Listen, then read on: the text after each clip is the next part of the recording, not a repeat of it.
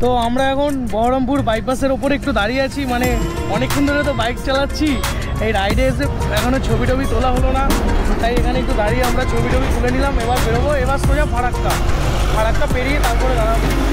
যত যাচ্ছি তত রোদ, বাবা রোদে কালো হয়ে গেলাম একদিনে। এই দেখো আমরা একটা পুকুরে এবার সাঁতার কাটবো। ও বাবা রে কি জল, দেখো পাটা তুলে দিই। হায় হায় ই বাবা, বাবা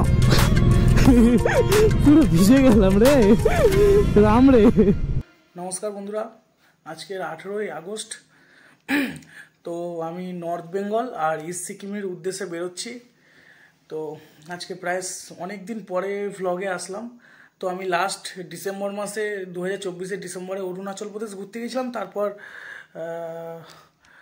ফেব্রুয়ারি মাসে মহাকুম্ভ ঘুরতে গিয়েছিলাম। তো তারপরে আর কোনো ঘোরা হয়নি। আজকের 18ই আগস্ট। তো অনেক দিন ধরেই ভাবছিলাম যে একটু নর্থ বেঙ্গল ঘুরতে যাব। তা সেই যখন ভাবছি নর্থ বেঙ্গল কেন ঘুরবো, তো একবার একটু সিকিমও, আমার অ্যাকচুয়ালি খুব নর্থ সিকিম যাওয়ার ইচ্ছে ছিল, বাট নর্থ সিকিম তো এখন বন্ধ, সবাই জানো, ওয়েদারের জন্য বা রাস্তাঘাট ধস নেওয়ার জন্য। তো ওই জন্য আমি ইস্ট সিকিম যাবো, বাট শিলিগুড়ি থেকে যেটা ডাইরেক্ট গ্যাংটক চলে গেছে, তো সেই রাস্তাটা বন্ধ।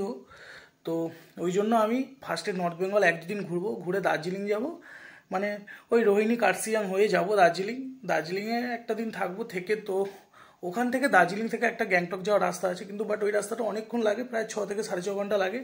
তো আমি ওই রাস্তা হয়েই গ্যাংটক যাব, আর গ্যাংটকে তারপর যেদিন পৌঁছাবো সেদিনটা থেকে পারমিশন নিয়ে টিয়ে, অলরেডি আমি পারমিশন করতে সব দিয়ে দিয়েছি। তো নাথুলা পাস হয়ে আমি জুলুক গিয়ে থাকবো, এখানে একটু জাস্ট ঘোরাফেরা করব। তো চলো পাশে দেখো, ভিডিও থেকে দেখো, লাইক অ্যান্ড সাবস্ক্রাইবও করে দিও। তো আমি এখন বেরোবো, জাস্ট এই গেঞ্জিটা পরেছি, এবার এই রাইডিং জ্যাকেট ফ্যাকেট পরে এবার বেরিয়ে পড়বো। তো চলো দেখা হচ্ছে তোমাদের সাথে রাস্তায়। সো বন্ধুরা, আমি জাস্ট এই বাড়ি থেকে বেরোলাম, বেরিয়ে তো এই রাইডে তো আমি একা যাচ্ছি না, আমার সাথে আমার একটা ভাই যাচ্ছে আর কি, ওই ভাই বন্ধু হলো একটা আর কি। এই হলো ওদের বাড়ি, আমি তো ওদের ঘরের সামনে এসে দাঁড়িয়ে আছি, এই গাড়িটা ঘোরাচ্ছি আর কি। আমি অ্যাকচুয়ালি এসছি এদিক থেকে, না আমাদের পাড়ার মধ্যেই পড়ে, একটুখানি ডিফারেন্স জাস্ট। তো অন্ধকারে কিছু দেখা যাচ্ছে না।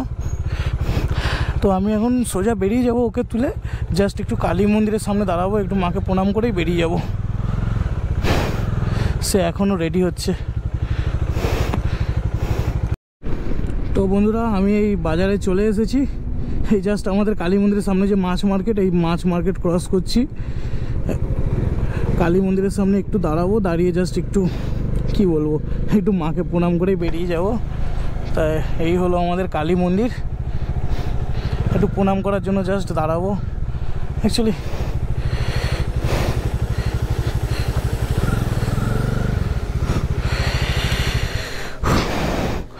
তো আমরা আজকের এয়ারপোর্টের রাস্তা হয়ে বারাসাত হয়ে আমরা যাব, বর্ধমানের রুট ধরবো না। তো এই হলো আমাদের কাকদ্বীপের কালী মন্দির, এই চৌরাস্তার মোড়। তো জাস্ট একটু আমরা প্রণাম করে বেরিয়ে পড়বো। তো চলো তোমাদের সাথে রাস্তায় দেখা হচ্ছে। তো আমি এই জাস্ট আমতলা ক্রস করছি। তো কাকদ্বীপ থেকে আমতলা এখন 5টা বাজে, না সরি ভুল বলছি, 5টা নয় 5:30 বাজে। তো 1.5 ঘন্টা লাগলো আমতলা আসতে। অ্যাকচুয়ালি সকালবেলা তো হালকা ফগ টাইপের আছে ওয়েদারের মধ্যে, এবার মাঝরাতে বৃষ্টি হয়েছিল, তো সেই কারণে রাস্তা প্রচুর ভিজে। বাট এই আমতলা আসার পর থেকেই রাস্তাটা পুরো শুকনো পেলাম। বাট এছাড়া কাকদ্বীপ টু আমতলা এই রাস্তাটা পুরো ভিজে অবস্থাতেই ছিল। তো গাড়ি সেই জন্য সেরকমভাবেই চালাতে হবে, তো না এখন জাস্ট অ্যাকচুয়ালি তখন আমি ভুল বলে ফেলেছিলাম, অ্যাকচুয়ালি তখন ফোনটা আমার পকেটে ছিল। তো আমি 1.5 ঘন্টায় আমতলাতে আসিনি, আমি 1 ঘন্টা 10-15 মিনিটে এসেছিলাম। তো এই মুহূর্তে আমি আছি ঠাকুরপুকুরে, আর বাজে 5:32। আমাদের কি বলবো, রাত্রে তো ঘুমাইনি, রাত্রে সেই কখন খেয়েছিলাম প্রায় 9:30-10টার দিকে, তারপর মাঝরাতেও খেয়েছিলাম। আর অন্যান্য দিন আমার এরকম খিদে পায় না, আজকের কেন জানি না খালি শুধু খিদে পাচ্ছি। আমি কোনো রকম বারাসাতটা আগে গিয়ে পৌঁছাই, বারাসাত জাস্ট আর 40 কিলোমিটার বাকি আছে, তো ওটা হয়তো তোমার আধা ঘন্টা লাগবে।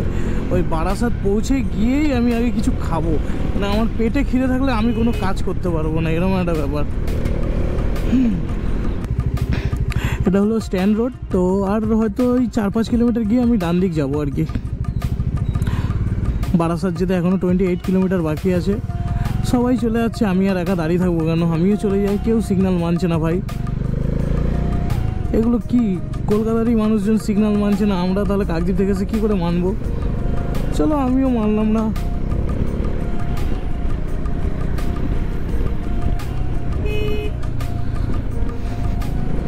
সবই ঠিক আছে, সারা রাত তো ঘুমালাম না, এবার ঘুমটা পেলে অ্যাকচুয়ালি মানে এটা আমার খুব বাজে অভ্যেস। আমি যদি যতবার বাইক রাইডে গেছি আমার না রাত্রে ঘুম হয় না, কেন আমি মানে এক্সাইটেড, পুরো ঘুমটা পুরো 12টা বেজে যায়, কিন্তু না ঘুমালে সারাটা দিন যে কী কষ্ট হয় সেটা আবার সেদিনই মানে বুঝতে পারি।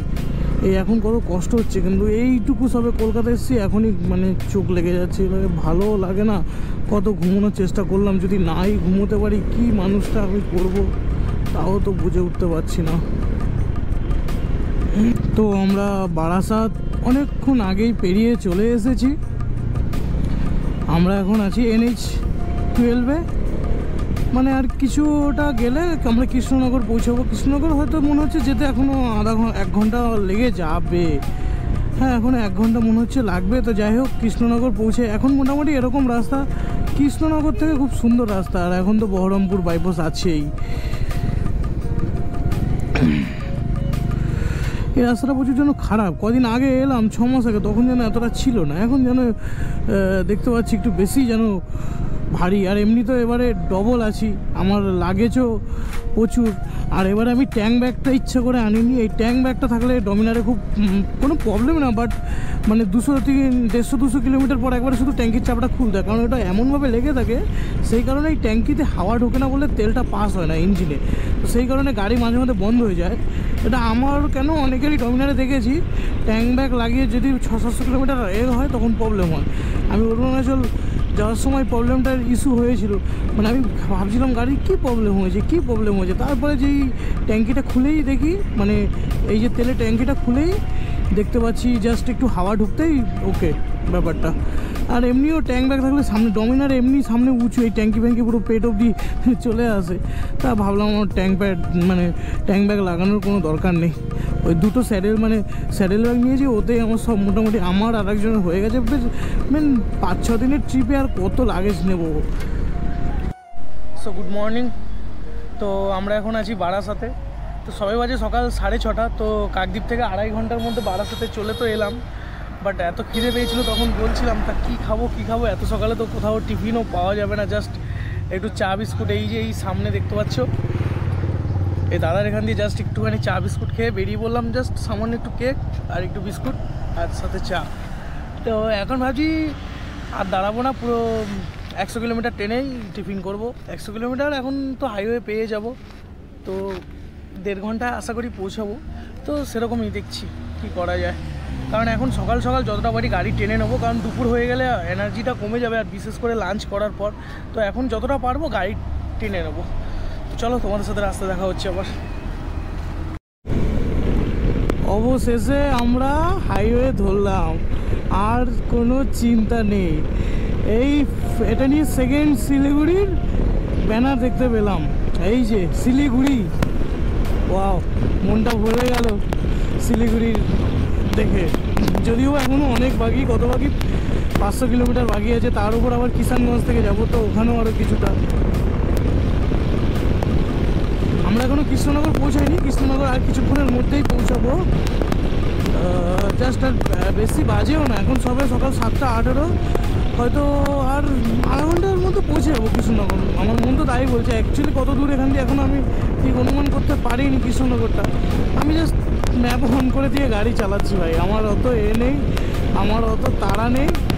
কৃষ্ণনগর আর জাস্ট 20 কিলোমিটার বাকি। ভাই কি ওয়েদার দেখো ইয়ার, এই আসার পরে এখানটা খুব ঠান্ডা লাগছে, এতক্ষণ একটু গরম লাগছিল। মানে কি সেই আমতলা থেকে প্রায় বারাসাত অবধি কোনো বৃষ্টি হয়নি, আমি যখন বেরিয়েছিলাম তখন কিন্তু কাকদ্বীপে বেশ ভালোই বৃষ্টি হয়েছিল, কিন্তু এই এখন কৃষ্ণনগর রাস্তায় আকাশটা মেঘলা মেঘলা, রাস্তাটাও ভিজা, ঠিক আছে, বেশ ভালো লাগছে। এই হাতগুলো আমার অনেকক্ষণ ধরে কষ্ট হচ্ছিলো, মানে এটা যেন সে এসি রুমে বসে এসির সামনে হাত রাখলে যেমন ফিল হয় ঠিক সেরকম টাইপের ফিল হচ্ছে আমার এই মুহূর্তে। ওয়াও! আর ভাই আমাদের ওয়েস্ট বেঙ্গলের এখন তো হাইওয়ে সবাই জানো ভাই, এই হাইওয়েটা খুব সুন্দর হাইওয়ে করেছে। আগে যখন প্রথম ট্যুরে যেতাম তো সেই ওল্ড দিল্লি রোড হয়ে যেতাম বর্ধমান হয়ে, তো ওই সব রাস্তা এখন প্রচুর খারাপ হয়ে গেছে। তবে এই রাস্তাটা দিয়ে আমি অরুণাচলও গিয়েছিলাম, ওই জাস্ট সামান্য কিছু, হয়তো 15-20 কিলোমিটার হয়তো সিঙ্গেল রাস্তা আছে, এছাড়া সব। এবার আমার কাকদ্বীপ থেকে কলকাতাটুকু আমি বাদ রাখলাম, ঠিক আছে, ও তো জানো সবাই যারা এখানকার লোকজন, ওটা হিসাবের বাইরে রাখলাম। বাট নর্মালি যেখান থেকে আমরাও বাইক চালিয়ে শান্তি পাবো, মজা পাবো, সেটা হলো এই বারাসাত থেকে কিছুটা আসার পর, মানে কৃষ্ণনগরে ঢোকার প্রায় 60 কিলোমিটার আগে থেকে খুব ভালোভাবে মানে বাইকটা চালিয়ে মজা আসবে। মানে বাইক চালিয়ে মজা বলতে আমি জোরে চালানোর কথা বলছি না, মানে এই যে রাস্তাটা ভালো, একটা নির্ভয়ে 70-80তে গাড়িটা চালানো যাবে, এটাই হয়েছে ব্যাপার। যত দিন যাচ্ছে আমার যেন মানে শিলিগুড়ির প্রতি একটা আলাদা টান বেড়ে যাচ্ছে।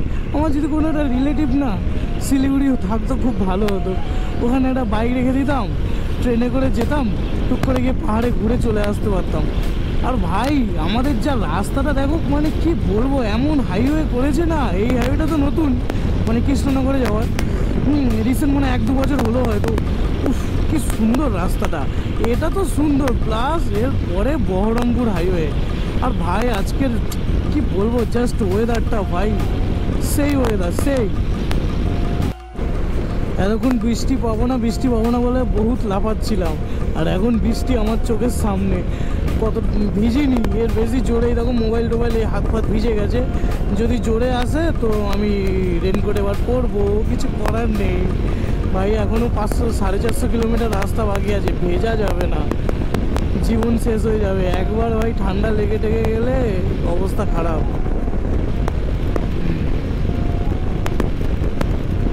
এই দেখো আবার বৃষ্টি, সত্যি ভাল লাগছে না। মেন হাইওয়ের মধ্যে এমন হুটহাট করে বৃষ্টি হচ্ছে তো খুব প্রবলেমে পড়ে যাচ্ছি। এই দেখো আবার একটু মানে কোথাও হুট করে বৃষ্টি হচ্ছে, কোথাও আবার হুট করে বৃষ্টি নেই, মানে আমি যে বৃষ্টিটা দেখে দাঁড়িয়ে রেনকোটটা পরবো সেরম কিছু হচ্ছে না। হবে তো সমস্যা নেই, আমি গাড়ি 50-এ চালাবো, 30-এ চালাবো, বাট আমি রেনকোটটা পরে ভালোভাবে ফ্রেশ হয়ে তো নামতে পারবো না। একটু হচ্ছে হুটহাট করে জোরে কোথাও দিয়ে হচ্ছে, আবার কোথাও দিয়ে বৃষ্টি হচ্ছে না, এরকম করলে হয় নাকি? সো বন্ধুরা কি বলবো, জাস্ট আমার টাইমিংটা সত্যি একদম পারফেক্ট আছে।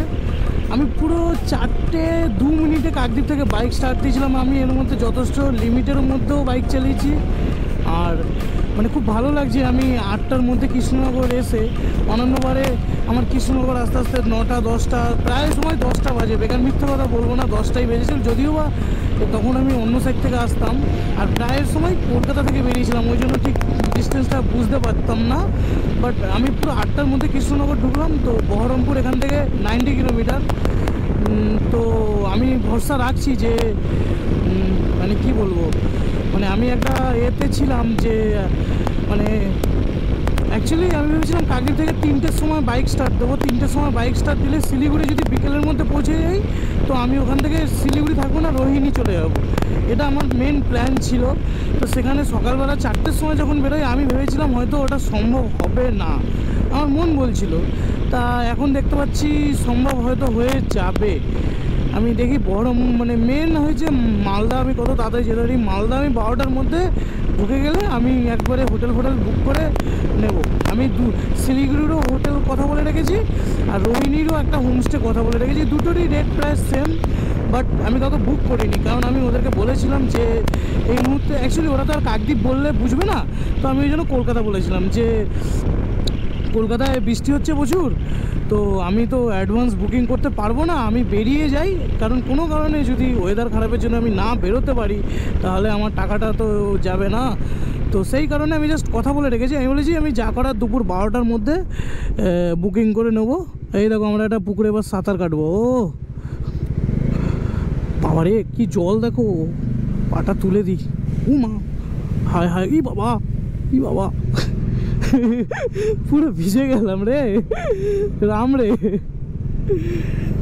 ঠিক আছে, হবে, এটাই তো অ্যাডভেঞ্চার করতে এসে একটু অ্যাডভেঞ্চার না হলে কেমন দেখায় ভাই।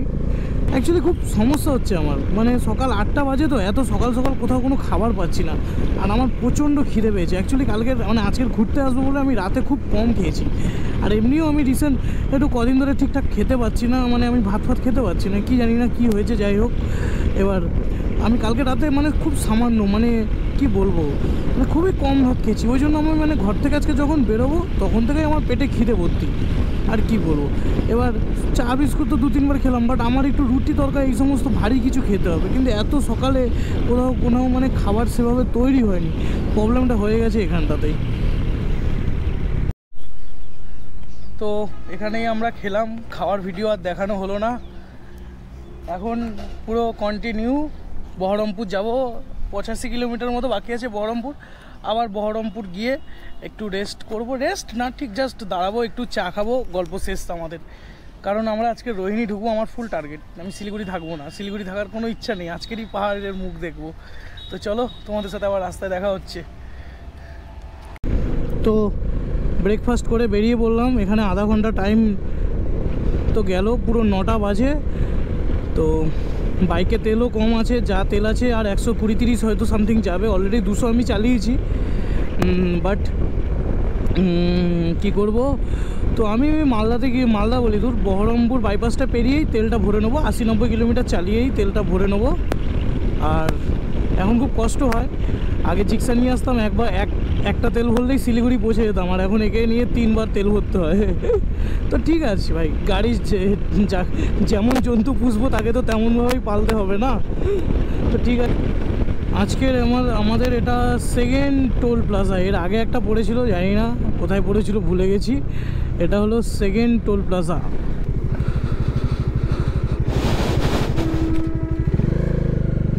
আমি যে আজকে সকালবেলা মানে এত সকালে পেট ভরে রুটি তরকারি খেয়ে যে কী শান্তি পেলাম তা আমি জানি। আমি খিদের জ্বালায় বাইক চালাতে পারিনি আজকে। আর আজকে সত্যি বলছি, আমি খুব মানে কাকদ্বীপে কদিন বাড়িতে থেকে কদিন খুব রোদ ছিল, 3-4 দিন। আমি খালি ভাবতাম যে বৃষ্টি হলে কি হবে যেতে পারবো তো। আজকের কিন্তু মানে সকালে বৃষ্টি হচ্ছিল, আমি সেই অবস্থায় বেরিয়েছি। আমি মাকে বলি না জাস্ট কিচ্ছু হবে না, মানে মা যদি মনে হতো আমার মা আমাকে কে আটকে দিত। কিন্তু যাই হোক, ভগবানের কৃপায় বেরিয়ে পড়েছিলাম, কোনো বৃষ্টিই পাইনি। কৃষ্ণনগরে পেয়েছিলাম, বাট ভিডিওতে তো দেখলে কীরকম বৃষ্টি পেয়েছি, আর এদিকটা তো পুরোই শুকনো। যাক, এই একটা আমার খুব প্লাস পয়েন্ট। বাট আকাশটা মেঘলা, তো ওই জন্য একটু ওয়েদারটা ভালো লাগছে, মানে আর কি কষ্টটা, গরমটা লাগছে না। এবার বাইক চালালে অতটা গরম লাগবে না, বাট কী বলো তো, রোদটা যদি পড়ে গায়ে তাহলে তো কতটা কষ্ট হবে জানো, সবাই বোঝো এটা, আর কি বলবো আমি। আর আজকের আকাশটা সত্যি খুব সুন্দর আছে, আর এই বর্ষাকালে চারিদিকে গ্রিনারিগুলো এত সুন্দর লাগছে না, কি বলবো। মানে এগুলো অ্যাকচুয়ালি মানে আমার তো GoPro 9 অনেক আপডেট করে, মানে এখন অনেক আপডেট বেরিয়ে গেছে। আমি যখন নিয়েছিলাম তখন 10 হাইয়েস্ট ছিল, এখন মনে 13 বেরিয়ে গেছে। তো যাই হোক, মানে গ্রিনারিগুলো এতটাই সুন্দর না, মানে এটা ক্যামেরায় হয়তো আসছে না অতটা ভালো, মানে কি বলবো না, খুব সুন্দর লাগছে কিন্তু। তো বন্ধুরা, আমি এই মুহূর্তে আছি জাস্ট বহরমপুর থেকে 10-12 কিলোমিটার আগে। তো আজকে দিনের ফার্স্ট তেল ভরবো, এখনও চলবে, যার তেল আছে 50-60 কিলোমিটার চলবে, বাট তাও তেলটা ভরে নিই। জানি ওই নর্মালটাই দাও, হ্যাঁ ফুল। তো ট্যাঙ্কি ফুলই করাবো, এরপরে হয়তো ইসলামপুর টুর গিয়ে তেল ভরতে হবে। তো চলো তেলটা ভরিয়ে নিই।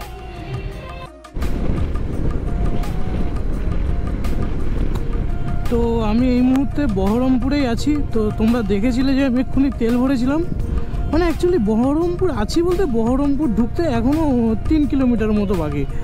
আর এখান থেকে মালদা হচ্ছে 135 সামথিং, এরকম কিছু একটা হবে।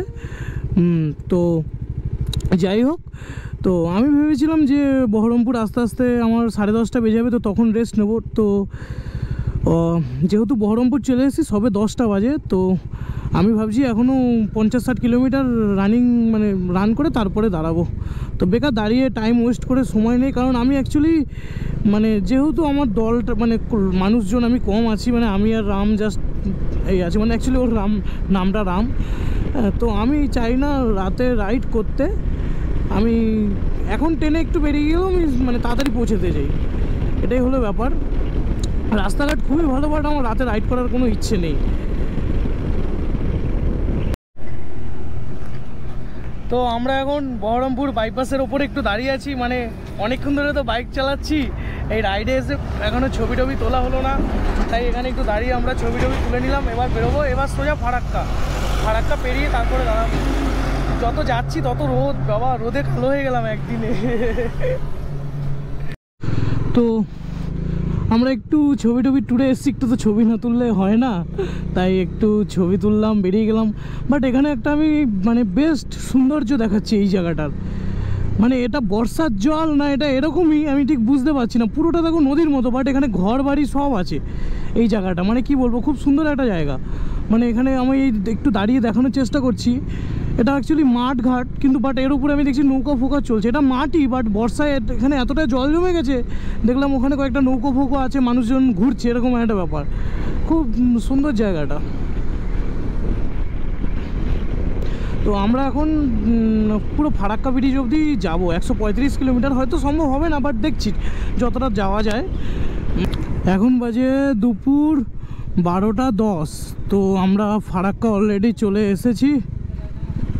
যা হোক ভালো লাগলো, মোটামুটি 1-1.5 ঘন্টা আমরা ফার্স্ট আছি, এটা ভালো। যাই হোক আমাদের দল ছোট, তো আমিও রোহিণী যাব, টার্গেট আছে আজকের। তো দেখো ভালো হলো, চলে এলাম ফারাক্কা ব্রিজ।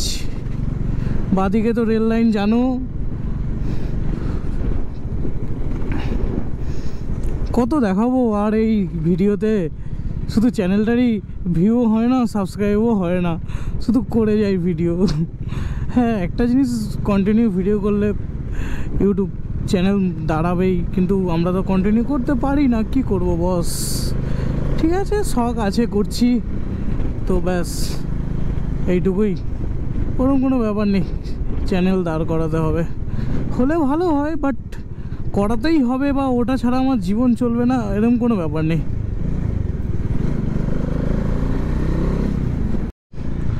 এদিকটা মালদা আর এটাও মালদা, এটা হলো মালদা বাইপাস, আমরা এতক্ষণ মালদার মধ্যেই ছিলাম। তো আর কত 60-70 কিলোমিটারের মতো রায়গঞ্জ, বেশি দূর বাকি নেই, আর 16 কিলোমিটার পর পারদেশি ধাবা, যেখানটায় আমরা আজকের দুপুরের খাওয়া দাওয়া করবো। তো চলো যাই। অ্যাকচুয়ালি আমার একটা সমস্যা হয়ে গেছে, আমি সেই আমাদের যে পাওয়ার ব্যাঙ্কটা নিয়ে এসেছি, অ্যাকচুয়ালি এখানে ম্যাপ অন থাকলে ফোনের ডিসপ্লেতে আলো জ্বলে থাকে, তো সেই কারণে মানে ফোনের চার্জ চলে যায়। এবার সেই পাওয়ার ব্যাঙ্কটা থেকে চার্জ দেবো, চার্জই হচ্ছে না, মানে কর্ডটা এতটাই প্রবলেম হচ্ছে, খুব সমস্যা হচ্ছে আমার। মানে না একটু ম্যাপ দেখতে পাচ্ছি, যদিও বা একটাই রাস্তা, তাও কোনো কারণে যদি ভুল করে এদিক ওদিক ঢুকে যাই তো নানা সমস্যা হতেই পারে, তো না কেনই বা ভুল করব। আর এই পাওয়ার ব্যাঙ্কটা আমি চার্জই দিতে পারছি না, মানে পাওয়ার ব্যাঙ্কটা ভালো, ওই যে কর্ডটা টাইপ সি যে কর্ডটা, মানে এক পাশে ইউএসবি আর এক পাশে টাইপ সি, তো ওই কর্ডটা খুব প্রবলেম হচ্ছে আমার। ঠিক আছে, তো আমরা আজকের এই ধাবাটায় খাওয়া দাওয়া করবো। দেখি নাম তো একটু টান তো, নাহলে গায়ে ভারী তো। তো আমরা আজকের এই ধাবাটায় খাওয়া দাওয়া করবো, পারদেশি ধাবা। শুনেছি এখানকার খাবার দাবার নাকি অনেক ভালো। এটা কোথায় নিয়ে যাবো পার্কিং?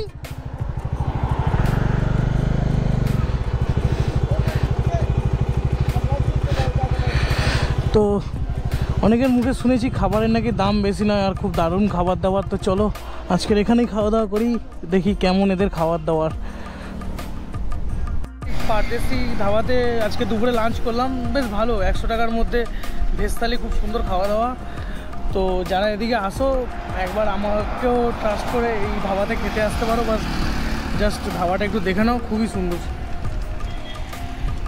তো এখানে তোমরা আসতে পারো, কোনো সমস্যা নেই। তো চলো আমরা এখন বেরোবো, আমরা ইসলামপুর বাইপাস হয়ে যাব না, আমরা ওই ডালখোলা হয়ে কিষানগঞ্জ মানে বিহারের উপর থেকে যাব।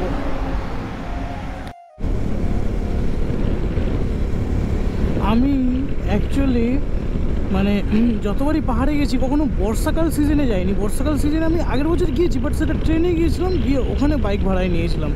কিন্তু এইটা মানে এই যে আমি আগস্ট মাসটায় যাচ্ছি না, মানে কি বলবো, মানে এই যে বাইক চলে যাচ্ছি, এই যে মনসুন সিজনটা, মানে এই যে এত সুন্দর গ্রিনারি না, মানে বললে বিশ্বাস করবেন এটা ক্যামেরায় কিছুই মনে হবে না, বাট আমি যেটা দুটো চোখে দেখতে পাচ্ছি তার যে সৌন্দর্য সেটা আমি একমাত্র ফিল করতে পারছি। মানে এখন আমি পাহাড়ে, এখনও শিলিগুড়ি এখনও 140 কিলোমিটার, আর ডালখোলা মনে হয় এখনও কত সামথিং 10-12 কিলোমিটার, যাই মনে হয় শিলিগুড়ি 140-এর মতো বাকি আছে। বাট চারিদিকে এত সুন্দর গ্রিনারি না, মানে এর সৌন্দর্যটা যে কী বলবো বুঝতে, মানে বলে বোঝাতে পারবো না। মানে এগুলো আমি অ্যাকচুয়ালি বলে তো বোঝাতে পারি না, আর ক্যামেরাতে দেখবে নিজের চোখে যেটা দেখবো সেটা ক্যামেরাতে দেখা যায় না, মানে ক্যামেরা থেকে অতটা সৌন্দর্যটা বোঝা যায় না, ব্যাপারটা হলো ওটাই। কি সুন্দর রাস্তাঘাট আমাদের দিদিটাও, আর যাই হোক মমতাদি আমাদের রাস্তাঘাটগুলো খুব সুন্দর করেছে। একদম কলকাতা থেকে শিলিগুড়ির রাস্তা পুরো মাখন রাস্তা, 650 কিলোমিটার রাস্তা একদম। সত্যি না, এটার জন্য আমি দিদির জন্য একটা হাততালি সবাই। দিদি খুব রাস্তাঘাটটা মোটামুটি এই মেন রাস্তা একটা ভালোই করেছে। এবার এটা দিদি না দাদা করেছে এটাই আমি ঠিক জানি না। আমি অ্যাকচুয়ালি পার্টি নিয়ে পড়ে থাকি না, আমার কোনো পার্টির সাথে কোনো ইয়ে নেই, মন চায় একটা ভোট দিয়ে চলে আসি। তো এখন বাজে বিকেল 4টে। তো আমরা এখন আছি এতে কিষানগঞ্জে, যে শিলিগুড়ি যেতে হয়তো আর 1-1.5 ঘন্টা লাগবে। তো রিল্যাক্সে যাবো ধীরে সুস্থে, আমরা এখানেও আধা ঘন্টা টাইম স্পেন্ড করলাম। তো চলো যাই, রাস্তায় দেখা হবে। অ্যাকচুয়ালি যাওয়ার সময় এতটা রাস্তা তো মানে ব্লগ আর করতে মন চায় না, মেন পাহাড়ে গিয়ে ঠিক আছে, এইখানে আর এতটা, তাই যেটুকু করেছি দেখাবো, দেখো তোমরা। তো আমরা ওই দোকানটায় চা খেয়েছিলাম দেখলে। এবার বাইকেও তেলটা কম ছিল, বলি শিলিগুড়ি তো ঢুকেই যাব, তার তেলটা ভরেই নিই, সামনেই পাম্প ছিল, আমাকে এমনি নাহলে 1 ঘন্টার মানে ওই 50 থেকে 100 কিলোমিটার মধ্যে তেল ভরতে হতো। তো ভাবলাম তেলটা ভরেই নিই, তো যাই হোক ভরেই নিয়েছি। এখন একবারে ডাইরেক্ট আর কোথাও দাঁড়াবো না, ডাইরেক্ট সেই যে হোমস্টেটা বুক করেছি রোহিণীতে, ডাইরেক্ট সেখানে যাবো। 110-20 কিলোমিটার হবে মনে হয়, সামথিং এরকম কিছু একটা, যাই হোক হবে। মিডিলে হয়তো এক জায়গায় চা খেতে পারি, খেলে শিলিগুড়ি গিয়ে খাবো, এখানে আর কোথাও দাঁড়াবো না। সো বন্ধুরা, আমরা এখন আছি ইসলামপুরে। শিলিগুড়ি আর এখান দিয়ে 70 কিলোমিটার, তাও আমাকে এদিক ওদিক করে এখনও 100 কিলোমিটার বাইক চালাতে হবে জানি। তো এটা হলো বাইপাস, আর ওই এপাশ থেকে একটা রাস্তা ছিল ওটা শিলিগুড়ি টাউনের দিকে যায়, আর এটা তো বাইপাস মানে ইজিলি চলে যাবো। যাক, মানে আমি শিলিগুড়ি জীবনে এই প্রথমবার এরকম বিকেল টাইমে ঢুকছি, 4টে বাজে এরকম টাইমে ঢুকছি। এর আগে কোনোদিন আমি এরকম বিকেল টাইমে শিলিগুড়ি ঢুকিনি। এর আগে যখনই ঢুকেছি সবসময় রাত 8-9 বেজেছে। একমাত্র একবার ইসলামপুরে ছিলাম, তো সেই সময় ভোর সকালবেলা যা দেখতে পেয়েছিলাম শিলিগুড়িটা। বাট এই সময় বিকেলবেলা আমি এই প্রথমবার যাচ্ছি, ভালোও লাগছে একটা। ঠিক আছে, সব রকম টাইমের অ্যাকচুয়ালি আমি খুব ভালোভাবে এসেছি, এতটা ফাস্ট আসা যায় না, বাইক সেরকম টানিনি, যাই হোক না জোরে টানিনি, একটু নর্মালি 90-100-100তে টেনেছি, মিথ্যা কথা বলবো না, 100 থেকে 105-এর মধ্যে বাইক টেনেছি, এর বেশি টানিনি। সো বন্ধুরা, আমি শিলিগুড়ি থেকে আর ওই 20-25 কিলোমিটার দূরে আছি, আর ওখান থেকে যে আমি রোহিণীতে একটা হোমস্টেতে যাব, তো সেই হোমস্টেটাও ওরকম প্রায় 30-40-এর মতো, মোটমাট ওভারঅল 59 কিলোমিটার আমাকে আর রাইড করতে হবে। যাই হোক, আমি মানে কি বলবো, মানে আমি এতবার রাইড করেছি শিলিগুড়ি, কখনো এত তাড়াতাড়ি ঢুকতে পারিনি। এই আনন্দ, এটা যেমন একটা আনন্দ, মানে খুশি আমার জন্য, আর তার থেকে বড় একটা দুঃখের জিনিস হলো আমার বাইকের ডমিনারের পিছনের অয়েল সিল কেটে গেছে। আমি তাই ভাবছি, গাড্ডায় বললে গাড়ি দুমদারাক্কা আওয়াজ হচ্ছে, খুব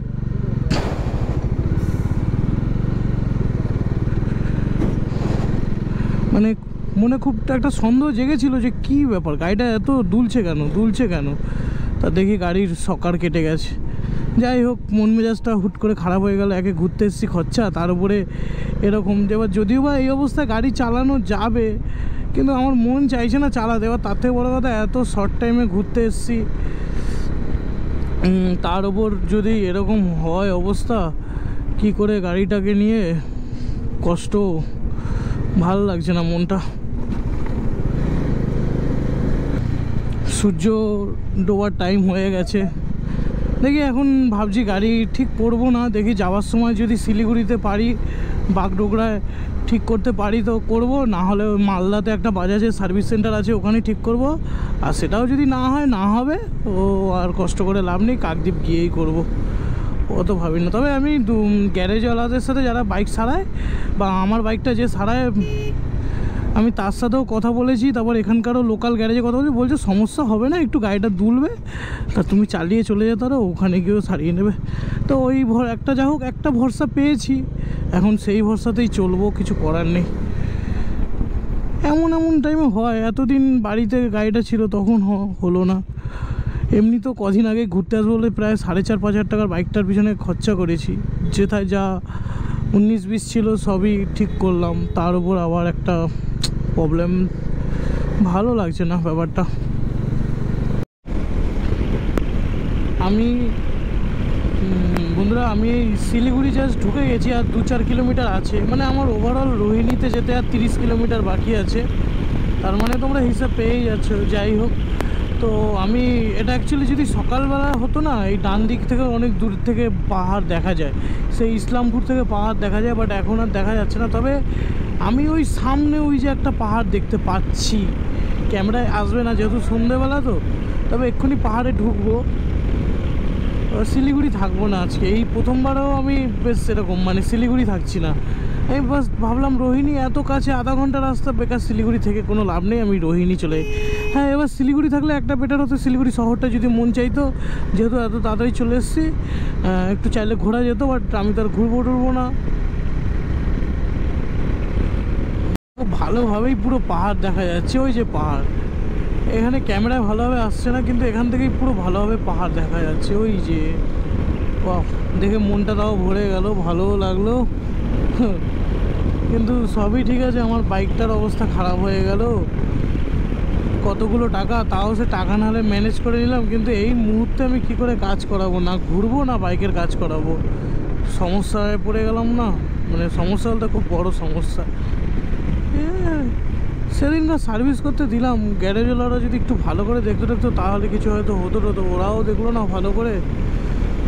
এটা যদি সকালবেলা হতো না, পাহাড়টা যা সুন্দর লাগতো দেখতে, সেটা আমিই জানি একমাত্র, কারণ আমি সকালবেলাও শিলিগুড়ি ঢুকেছি, মানে ইসলামপুর থেকে ঢুকেছি, তো ওই জন্য এর ভিউটাও আমি জানি।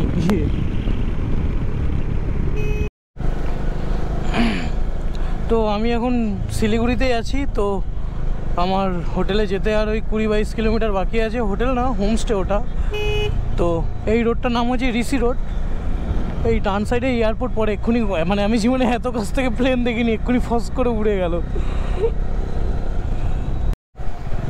সবাইকে একটা জিনিস দেখাচ্ছি, দেখো ওই যে গাছগুলো দেখছি ওটা হলো পাহাড়, মানে এতক্ষণ দূর থেকে পাহাড় দেখিয়েছিলাম, এবার আমি এই পাহাড়ের জাস্ট এন্ট্রি করলাম।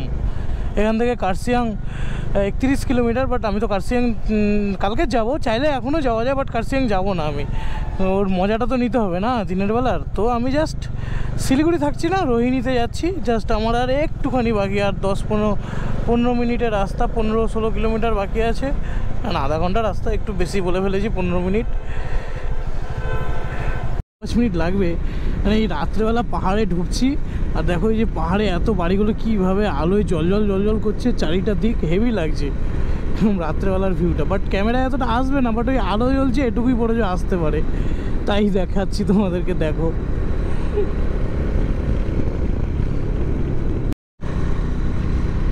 আমি ভেবেছিলাম নর্থ বেঙ্গলে অতটা ঠান্ডা নেই, এই যা গরম, তবে আমি যে ঢুকছি আমার একটা হাতে গ্লাভস পরে নেই, আমার যে কী ঠান্ডা লাগছে, মোটামুটি ভালোই ঠান্ডা লাগছে, এমন না যে ঠান্ডা লাগছে না, যথেষ্ট ভালোই ঠান্ডা লাগছে।